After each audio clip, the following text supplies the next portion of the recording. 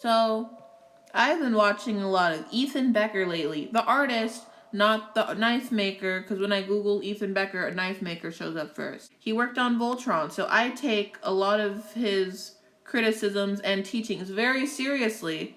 Oh, he wasn't a writer artist, obvious. I hope that was implied, because, writing wise, yikesies. But the art, phenomenal. Anyways, Ethan Becker, he talks a lot about using references. And I use references almost for every single drawing I ever do. I use references. Why? Because I don't know how the human body moves. Like, you'd think me owning one would make me good at that, but no, I still want to draw limbs at like 360-degree angles instead of, their actual, I don't know how long the angles are if the arm can move, but I don't like to follow the rules. And Picasso says you gotta learn the rules before you break them. I dropped out of actual art classes, so all I know is the rule of line. Even that I don't even really remember, but that's besides the point. I'm gonna do a thing, and it is going to be drawing over ensemble star cards. Now I know what you're thinking. Tracing?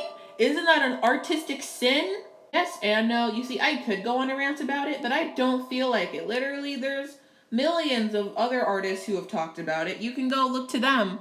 I am just a fetus. My opinion doesn't matter. And you're here to watch me trace over ensemble stars cards, not for me to preach at you for why tracing is good and or bad. I just picked a few. Oh, don't ignore the Voltron over there. That's not important. I picked a few that have some coolio dynamic poses like, wow, Tsukasa eating an ice cream cone. Or look it's Tomoya in a dress. I'm going to trace over some of them because that's what I want to do. For humans that are curious, I'm currently using Mika Procreate for the iPad Pro, and my pencil is that one, but it's technically this one. I just altered it because you can touch a thingy and it lets you mess with it and frick it up. So now mine is really dummy thick and it can get really big like that, because this one, the max size is this, and that ain't gonna cut it for me today. I like my lines to be big and thick. There's two ways I could go about tracing. You can't see because my hands aren't on the thingy,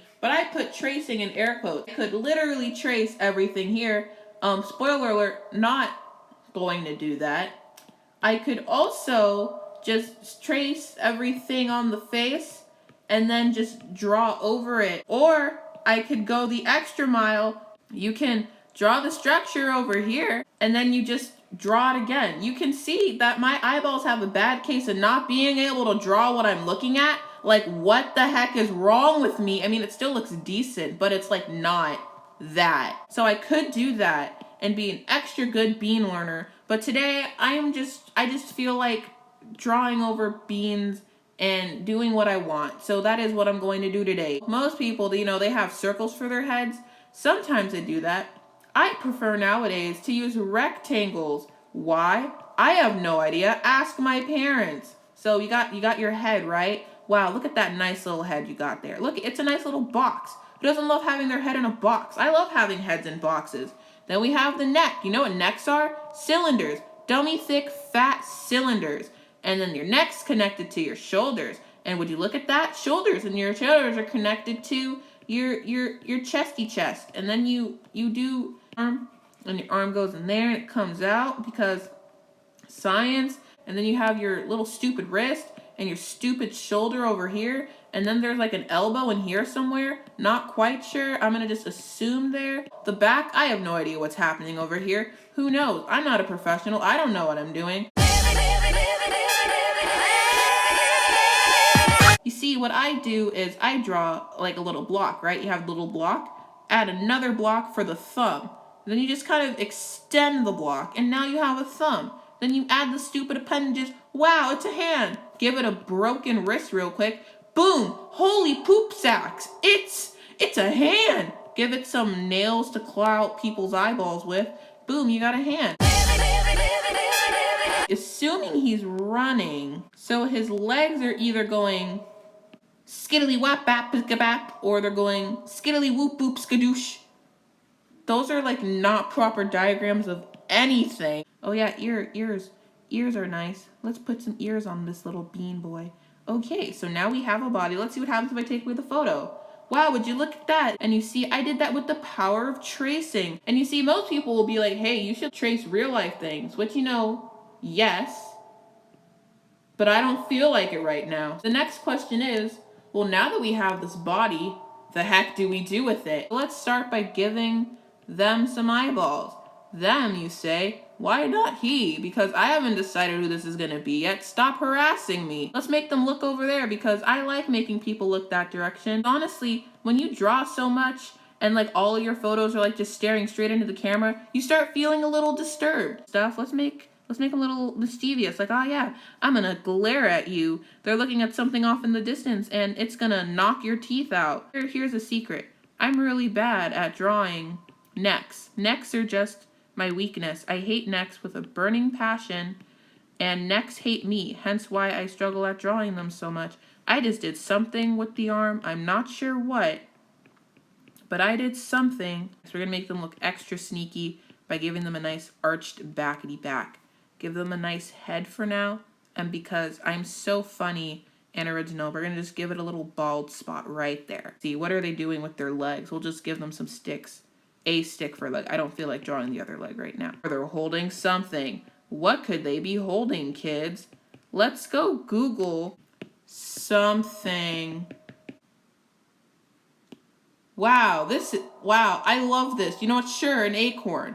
We'll give them a giant acorn. Yeah, that's what an acorn looks like. I know what acorn looks like. I'm a professional acorn drawer. Wow, look at that acorn. You wish your acorns were that good. Well, yep, I got an acorn now. What are they gonna do with this acorn? Who knows? They're just holding it. Maybe they're a chipmunk child. They got shrunk, and now they're a chipmunk, and they just hoard things. He's just bending over a little awkwardly. Yes, that is what I have decided. Yeah, look at that. Wow. This is top tier craftsmanship. You see? This is the power of tracing. I can do whatever I want with this. What kind of hairstyle do acorn children have? Acorn hairstyles. So we're going to give them a bowl cut. Now we have the body. Oh, it kind of looks like Rio from Devilman Crybaby. Okay, it's now Rio and he is now a chipmunk boy. So now we have the acorn and the bowl cut and he's naked. So let's give him some clothes. Overall, strappy straps. Right? I don't know why I didn't connect them to the shirt. What is wrong with me? Okay, well, he's an acorn boy. Wearing acorn boy clothes. Oh, look at the acorn boy. He got little overalls. And then I really like drawing short sleeves, so we're gonna give him some short sleeves. And look at the little acorn boy. He's a little farmer acorn boy, and he just got his little chipmunk acorn food rations. I don't know where this is going, but it's fine. Chimp. I don't think there's a chimp in it, because chimp is another animal. Monk.